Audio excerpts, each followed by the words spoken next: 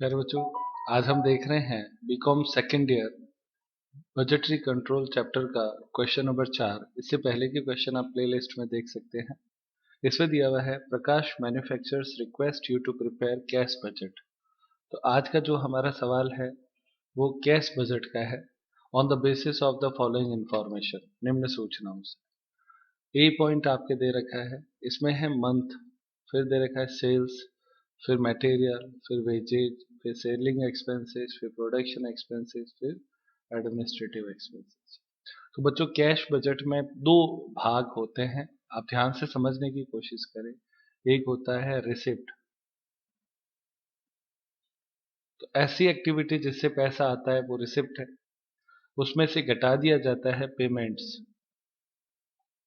तो जिनमें खर्चा होता है वो घटा दिया जाता है। तो रिसिप्ट में से पेमेंट घटा देते हो तो बैलेंस बैलेंस आता है। ठीक है, और यही आपका आंसर होता है। तो कैश बजट का सिंपल सा फॉर्मूला हो गया रिसिप्ट माइनस पेमेंट्स। ठीक है, अब आप देखें यहाँ पे हमारे पास सेल्स है, तो सेल्स रिसिप्ट है। मटेरियल परचेज होता है इसलिए ये पेमेंट है, सही है ना। वेजेज पेमेंट है, सेलिंग एक्सपेंसेस पेमेंट है, प्रोडक्शन एक्सपेंसेस पेमेंट है, एडमिनिस्ट्रेटिव एक्सपेंसेस पेमेंट, ये सारे खर्चे हैं। तो रिसिप्ट के नाम पे केवल सेल्स ही हुआ। इसमें भी ये इसने दिया जनवरी, फरवरी, मार्च, अप्रैल, मई और जून, 6 महीनों की डिटेल इसने दे रखी है। वो 6 महीनों की इसलिए दे रखी है ताकि हम आगे के लिए पूरी कैलकुलेशन ले सकें। अब आपसे बी पॉइंट में क्या कहता है वो देखें। बी पॉइंट, बिक्री का 50% नकद बिक्री होगी। कितना? 50% कैश सेल्स, सही है। संपत्तियां फरवरी और अप्रैल माह में उपलब्ध करनी है, अतः क्रमशः 4,000 और 12,500 का प्रावधान रखना है। फरवरी के महीने में और अप्रैल के महीने में आप क्या करोगे? परचेज ऑफ एसेट्स करोगे। ठीक है, तो ये भी पेमेंट है। कौन? 4,000 भी और 12,500 भी। पर महीना कौन सा इसका? फरवरी में 4,000 और अप्रैल में 12,500। तो उन महीनों में ये पेमेंट्स में आपके आ जाएंगे। मई में 15,000 रुपए का ऋण बैंक से प्राप्त होगा, तो मई में पैसा रिसिप्ट हो गया ये, सही है ना। पैसा प्राप्त होना मतलब रिसिप्ट होता है, तो वो मई महीने में अपने को लेना है। तो मंथ इंपॉर्टेंट है, नोटिस करने की बात है। देनदारों को 1 माह का उधार दी जाता है, तो जो डेटर्स हैं, डेटर्स कौन होते हैं? जिनको हमने उधार बेचा है, और उधार हम कितना बेचते हैं? 50%। ये लिखा हुआ नहीं था। हम कैश 50% बेचते हैं तो उधार ऑटोमेटिक क्या हो गया? 50 हो गया। अगर कैश 40% होता तो 60% क्रेडिट हो गया। तो वो 1 महीने बाद देते हैं, तो ये 1 महीना 1 मंथ जो है 1M, ये इंपॉर्टेंट है। ये 1M कहाँ लिखना है ये देखो, सेल्स है ना। सेल्स के ऊपर आप यहाँ पे 50% तो हो गया कैश, ओके, और 50% हो गया 1 मंथ। 1 मंथ मतलब क्रेडिट फॉर 1 मंथ, 1 महीने का उधार देता है। ये यहाँ पे नोटिस करने की बात है। आगे आ जाओ। विक्रय पर 3% कमीशन उसी माह में देना होगा। तो 3% कमीशन जो है वो पेमेंट हुआ कि नहीं हुआ? एक्सपेंसेस है, सेल्स कमीशन का पेमेंट होता है। उसी महीने में देना है, यानी हर महीने का उसी में 3% लेना है, तो ये भी पेमेंट है। लेनदार 1 माह की उधार देंगे। लेनदार का मतलब होता है क्रेडिटर, और क्रेडिटर मटेरियल के लिए होता है, क्योंकि मटेरियल हम उधार खरीदेंगे तभी तो लेनदार हुए। तो वो कितने महीने का डीले है? 1 मंथ का। तो यहाँ पे देखो मटेरियल ये रहा, यहाँ पे आपको क्या लिखना है? 1 मंथ ड्यू, 1 महीने का उधार होता है। ठीक है, अब आगे आगे लिखता है मजदूरी का भुगतान माह के अंत में करना होगा, तो उसी महीने में पे हो गया, सेम मंथ। क्या हो गया? Same month. क्लियर? उसके बाद में जून में 17,500 रुपए का लाभांश देना होगा, तो जून को अंडरलाइन करो। ये पेमेंट हुआ है ना, पेमेंट ऑफ डिविडेंड 17,500। तो और महीना कौन सा है, जून। आगे, cash in hand on 1 January 2014 is expected rupees 36,250। Opening balance of cash है ये, किसका, कैश का ओपनिंग बैलेंस है कौन सी तारीख को, 1 जनवरी को। रोकड़ संभावित 36,250 है। आपको बनाना है 6 महीने के लिए cash budget, 6 month cash budget. कोई दिक्कत नहीं बच्चों, क्वेश्चन समझ में आया। अब ये कैसे होता है उसको हम सीखेंगे यहाँ पे। फिर बच्चों क्वेश्चन नंबर 4 का आंसर शुरू करते हैं। आप लोगों को सबसे पहले क्या करना है, कैश बजट का फॉर्मेट लेना है। तो ऊपर यहाँ लिखना है कैश बजट, पर्टिकुलर का एक कॉलम हो जाएगा, फिर 6 कॉलम बनाने हैं, जनवरी, फरवरी, मार्च, अप्रैल, मई और जून, क्योंकि 6 महीने का बजट हम तैयार कर रहे हैं। इसमें आपको क्या करना है, सबसे पहले ऊपर ही ऊपर यहाँ पे लिख दे ओपनिंग बैलेंस, ओपनिंग बैलेंस। और चूंकि कैश बजट है तो ओपनिंग बैलेंस कैश का ही होगा। कितना दे रखा है बच्चों, 36,250, 36,250। ये सबसे पहले अपने को लिखना होता है। उसके बाद में आप हेडिंग लिखें ए रिसिप्ट, रिसिप्ट्स, ओके, ये हेडिंग है। अब इस हेडिंग में अपने को क्या चीज लेनी है, सबसे पहले नंबर 1 जो रिसिप्ट है वो है कैश सेल्स @ 50%, सही है। दूसरा received from debtor 50% after 1 month, ऐसा प्रश्न में कहा है। और तीसरा, एक आपने लोन लिया है। ये 3 रिसिप्ट ही हमने प्रश्न में पढ़ी हैं, सही है। 3 रिसिप्ट के अलावा है नहीं। अगर हो तो आप क्या करें, चौथी रिसिप्ट लिख दें, या एक लाइन हमेशा खाली रखे प्रश्न में, बाय चांस कोई भूल गए हो तो लिख ले। अब उसके बाद में आपके इस फॉर्मेट में यहाँ पे हमने क्या कर दिया, टोटल का कॉलम लगाया, और इसे हम कहेंगे टोटल ए, जिसका हम रिसिप्ट बोलते हैं, सही है। यहाँ तक समझ में आता है बच्चों। अब अपने को इसको लिखना है, इनके अमाउंट्स, रिसिप्ट को पूरा करते हैं। तो सबसे पहले नंबर 1 है कैश सेल्स। बच्चों कैश सेल्स के मामले में आपको ये लाइन याद रखनी है कि कैश सेल्स सेम मंथ होता है, ऐसा प्रश्न में कहा है। अगर नहीं कहता है तो कैश सेल्स का मतलब ही क्या है, सेम मंथ, तभी तो उसको कैश सेल्स बोला, वरना उसको क्रेडिट बोल देते, सही है ना। तो कैश सेल्स 50% होता है। तो आप एक बार क्वेश्चन देखना पड़ेगा इसके लिए अपने को। आप आ जाओ मेरे साथ क्वेश्चन में, ये रहा क्वेश्चन। हमने सेल्स में लिखा है कैश सेल्स, है ना, 50%। तो जनवरी में 36,000 का टोटल सेल्स था, उसका 50% कितना होता है, 18,000। वो कैश सेल्स हो गया ना। फरवरी का कैश सेल्स, इसका 50%, मार्च का इसका 50%, ऐसे ही तो होगा। हर महीने का 50% सेल्स कैश में होता है। तो ये बच्चों सारी सेल्स दे रखी है, इसका प्रत्येक महीने का 50% हम कैलकुलेट करेंगे, और वो 50% हम वहां पे कैश सेल्स में लिख देंगे हर मंथ वाइज। क्लियर। अब आप मेरे को बताएं, सवाल में इसको हम लिखते हैं, देखो। अब आप आ जाओ क्वेश्चन में। तो यहाँ पे कैश सेल्स कितना हुआ पहले का, 18,000, फिर 24,250, फिर 21,500, फिर 22,150, फिर मई का कितना है, 25,625। फिर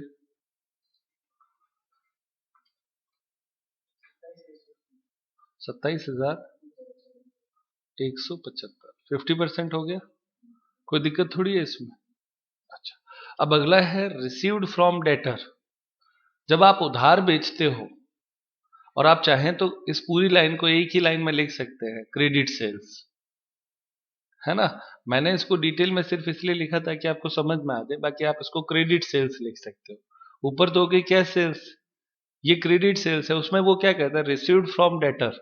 उधार है तो डेटर आपसे पैसा देगा, 50% देगा आफ्टर 1 मंथ। अब आफ्टर 1 मंथ का मतलब क्या है वो आप सवाल में समझें। एक बार फिर से सवाल में चलते हैं। ये रहा, इसमें क्या होता है, 50% आफ्टर 1 मंथ का मतलब है कि अगर आपने जनवरी में 36,000 बेचा है तो उसका 50% जो है वो आपको कहाँ मिलेगा, फरवरी में मिलेगा। तो इसका 50% यहाँ, इसका 50% यहाँ, इसका 50% यहाँ, इसका 50% यहाँ, और इसका 50% यहाँ, ऐसे ही तो मिलेगा। इसका मतलब पहले महीने में इसमें कुछ नहीं मिलेगा, सही है ना, जनवरी में तो कुछ नहीं मिलेगा, तो इनका 50% लेना है। तो इसको हम कई बार ऐसे बोलते हैं कि जैसे 1 मंथ बोला है ना, तो 1 मंथ बोला है, इसका मतलब इस महीने को छोड़ दो। अब यहां से आप सभी का क्या करते हो, एक मिनट, इन महीनों से आपको लिखना है। 1 मंथ छोड़ने का मतलब है ऊपर से, जैसे जनवरी का है वो कहाँ मिलेगा, फरवरी में मिलेगा। तो इस पैटर्न को आपको याद रखना है, बस इतनी सी बात है। 1 मंथ का मतलब एक महीने में आपके पहले महीने में कुछ नहीं आया, पर उसके बाद में कंटिन्यू आने लगेगा। तो अब आपके जो 5 महीने लिखने हैं वो ये लिखने हैं, सही है ना। ये आएगा कहाँ पे, फरवरी में, ये मार्च में, ये अप्रैल में, ये मई में, और ये जून में, ये खाली रह जाएगा, ठीक है ना। तो ये तरीका है। तो अब 50% लेते हुए लिखेंगे। हाँ बोलो, कुछ कह रहे हो।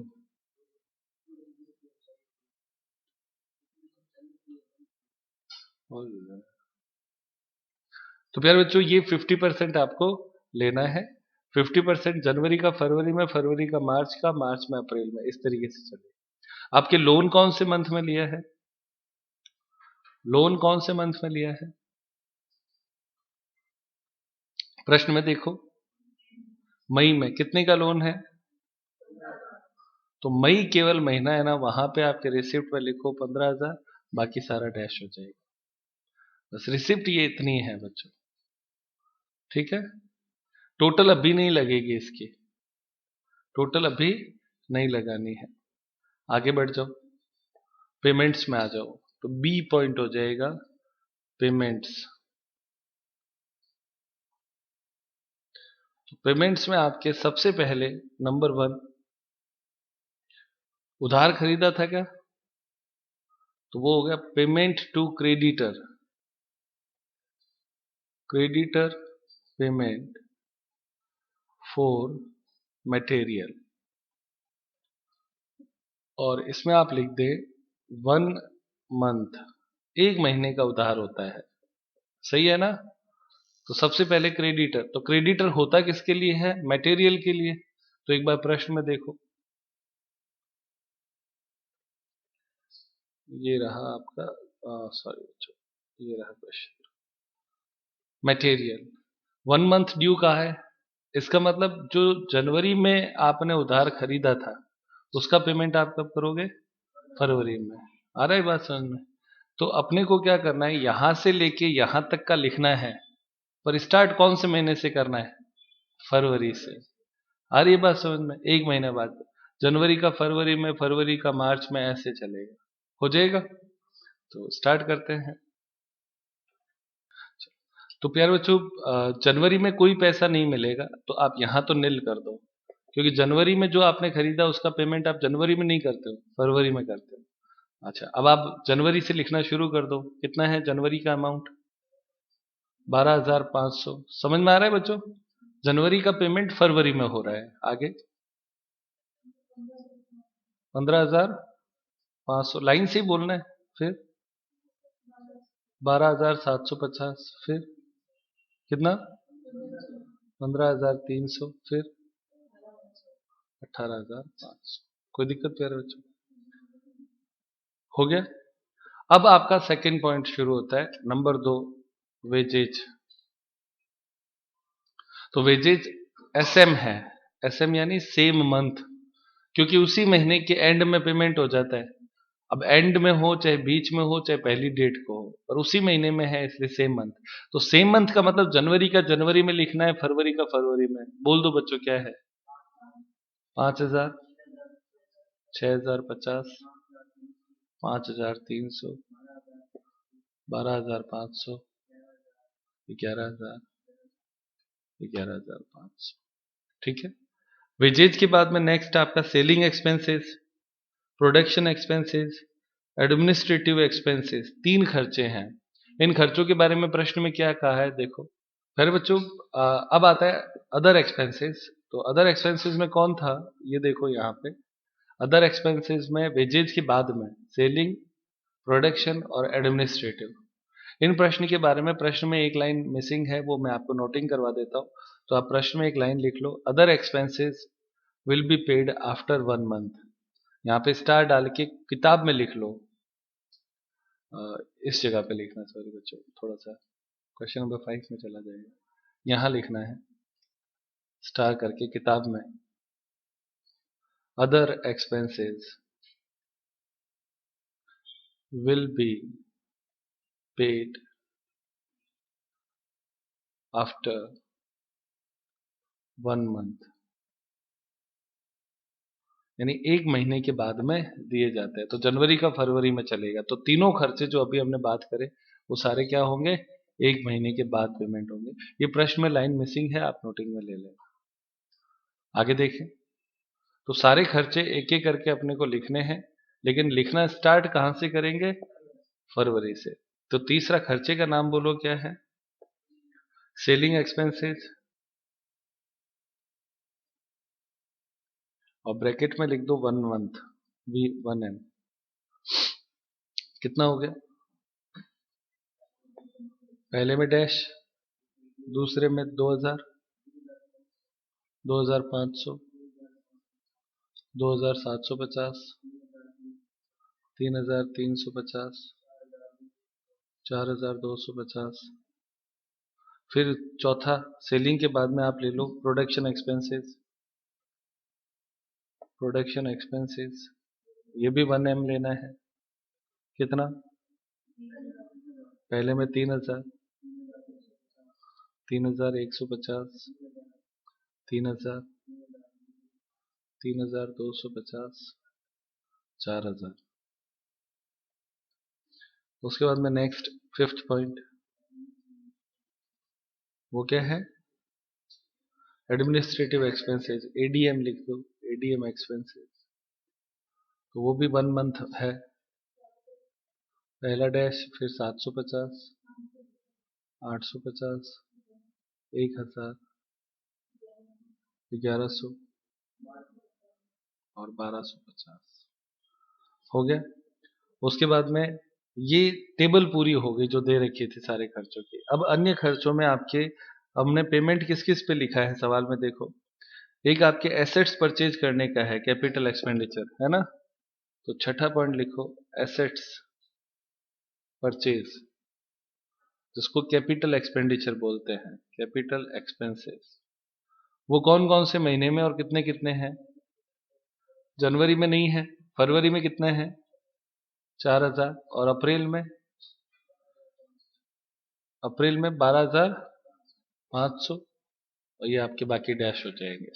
उसके बाद में छठी के बाद में अगला खर्चा कौन सा है, डिविडेंड पेमेंट है। डिविडेंड पेमेंट कितना है, डिविडेंड पेमेंट कौन से मंथ में बच्चों, डिविडेंड पेमेंट कौन से मंथ में है, 17,500 का डिविडेंड पेमेंट है, वो है पेड इन द जून। तो जून में लिखना है केवल dash dash dash dash dash 17,500। और उसके बाद में एक खर्चा अपना रह गया बस, बाकी सारे आ गए। कौन सा, सेल्स कमीशन। तो 8वां लिखो, सेल कमीशन।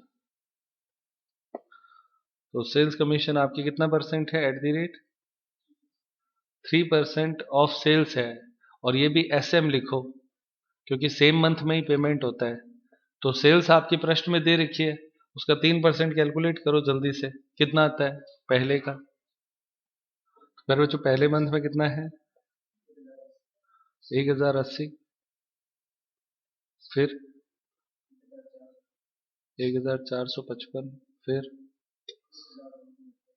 1290, 1329, फिर 1500, 37, 38 कर दो, फिर 1631। हो गया बच्चों 31 या 30? हाँ तो 31 कर दो।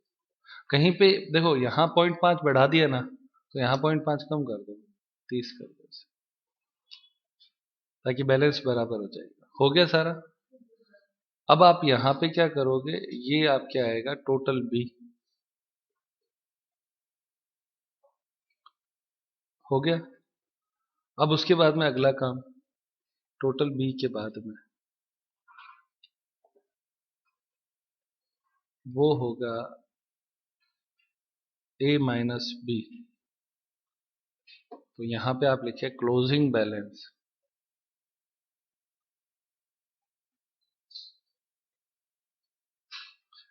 ए माइनस बी। ठीक है। अब आपको काम क्या करना है, सुनो बच्चों, अभी अभी बोर्ड पे देखो, यहां से टोटल शुरू करने पहले टोटल ए लगानी है। कितना होता है बताना? 54,250। हो गया टोटल। ऊपर वो ओपनिंग बैलेंस जोड़ा है ना, उसके बाद में देखो यहाँ पे बी में आ जाओ, अब इसकी टोटल लगाओ, तो 6080। सही है। अब ए और बी में से घटाओ, कितना आता है ए माइनस बी, इसमें से ये घटाना है 48,170। ये पहला आंसर है, आता है। अब आपको करना क्या है बच्चों, ये पहला आंसर है, ये क्लोजिंग बैलेंस है। It is closing balance. किसका क्लोजिंग बैलेंस? कैश का। तो जो इस महीने का क्लोजिंग है वो नेक्स्ट महीने का क्या बनेगा? ओपनिंग। तो ये 48,170 यहां पे आ जाएगा। यहां पे कितना? 48,170। समझ में आया? अब इसी क्रम में सारा चलेगा, इसलिए पहले टोटल कर नहीं सकते थे। चलो स्टार्ट करो, सारी टोटल से एक साथ आप कैलकुलेट कर लो, फिर हम उसको लिख देंगे यहाँ पे। 48,170, यहाँ की टोटल कितनी आई बच्चों? एक की 90,420, ये यहाँ की टोटल आई ए की। अब बी की टोटल लगाओ, कितनी आती है? तो यहाँ पे 90,420 आया, यहाँ की टोटल बताए, टोटल बी 29,755। अब इसमें से इसको घटा दो, कितना आता है? 665। ये 60,665 यहाँ ऊपर आ जाएगा। अब यहाँ की टोटल लगाओ, 106,415। फिर यहाँ पे टोटल लगाओ, 28,590। इसको घटा दो, 77,825। फिर ये जो 77 है वो यहाँ आ जाएगा, 77,825। फिर यहाँ की टोटल लगाओ, 1,21,000। स्पेस मत डालो, 475। बीच में ब्रेक लगाते हो तो वो कंटिन्यू हो गया ना। अब उसके बाद में यहाँ पे 45,000, 45,829, 75,646। फिर ये 75,646 यहाँ ऊपर आ जाएगा। 1,38,431 फिर यहाँ पे टोटल लगाओ 35,538 घटाने पर 102,883 फिर ये 102,883 ऊपर आ जाएगा 102,883 फिर यहाँ टोटल लगाओ 155,683 और उसके बाद में यहाँ पे टोटल लगाओ 58,630 58,630 फिर कितना 97,053 ये बच्चों ये जो लास्ट रो है वो आपके आंसर है सारे। बस ये इतना ही सवाल है। तो ये कैश बजट का अपना पहला सवाल था, आप इसको अच्छे से सीखें। आज की क्लास यही समाप्त करते हैं।